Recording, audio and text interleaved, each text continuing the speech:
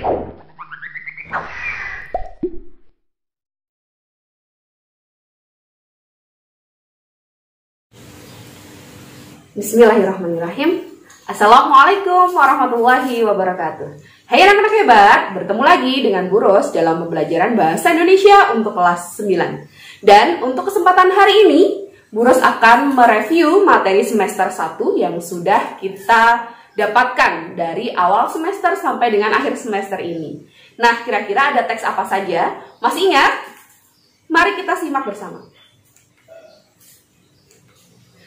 Di semester 1 kalian mendapatkan 4 teks. Yang pertama ada teks laporan percobaan. Apa itu teks laporan percobaan?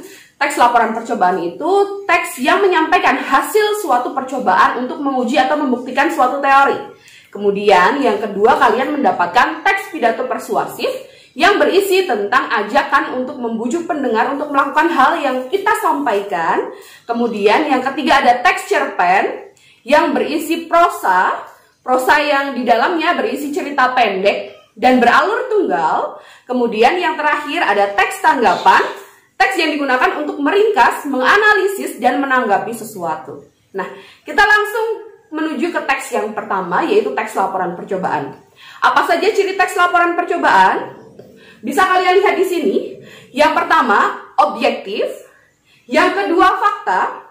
Yang ketiga lengkap, yang keempat bahasa baku, yang kelima istilah teknis, dan yang terakhir adalah kata bilangan. Selanjutnya kita menuju ke struktur teksnya.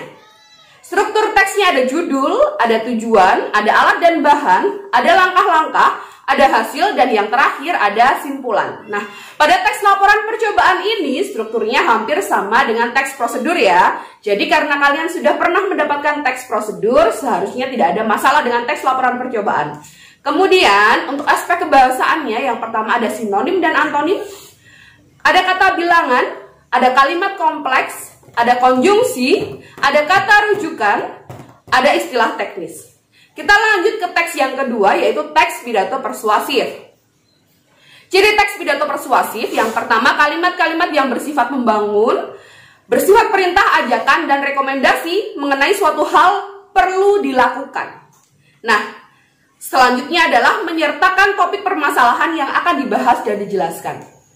Kemudian untuk strukturnya ada 3. Yang pertama pernyataan posisi yang merupakan pembukaan pidato. Yang kedua tahapan argumen yang berupa isi pidato. Yang ketiga penguatan pernyataan posisi yang berupa penutupan. Oke, kita lanjut ke aspek kebahasaan. Di aspek kebahasaan yang pertama ada nominalisasi atau kata benda. Yang kedua bentuk pasif. Yang ketiga kata ganti orang. Yang keempat kosakata. Di dalamnya ada istilah, ada sinonim, dan ada kata emotif, kata yang menunjukkan perasaan. Kemudian ada kalimat ajakan yang biasanya ditandai dengan partikel lah atau dengan kata ayo ataupun mari. Teks yang ketiga, teks cerpen.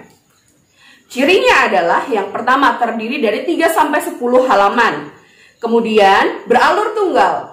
Habis dibaca sekali duduk, latar disampaikan sekilas, dan tokohnya tidak banyak, hanya sedikit. Bahasanya pun komunikatif, menggunakan bahasa dalam kehidupan sehari-hari. Selanjutnya untuk strukturnya, yang pertama ada orientasi atau kita kenal dengan istilah pengenalan.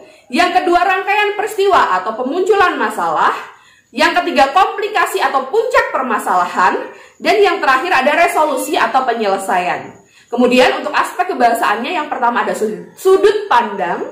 Yang kedua ada dialog. Yang ketiga kata benda khusus.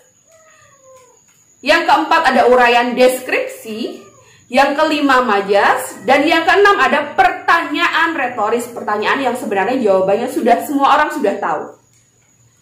Selanjutnya untuk teks yang terakhir adalah teks tanggapan. Cirinya adalah objektif, logis atau masuk akal, jelas, berarti tidak ambigu, tidak bermakna ganda. Terdapat kelebihan dan kekurangan dari apa yang kita tanggapi. Terdapat saran untuk kekurangan dari hal yang kita tanggapi. Kemudian untuk strukturnya yang pertama ada evaluasi yang berisi pernyataan umum mengenai apa yang kita bahas. Kemudian deskripsi yang berisi informasi, data, dan sekaligus berisi pendapat tentang apa yang kita tanggapi. Dan yang terakhir adalah penegasan ulang yang berisi penutupan atau simpulan.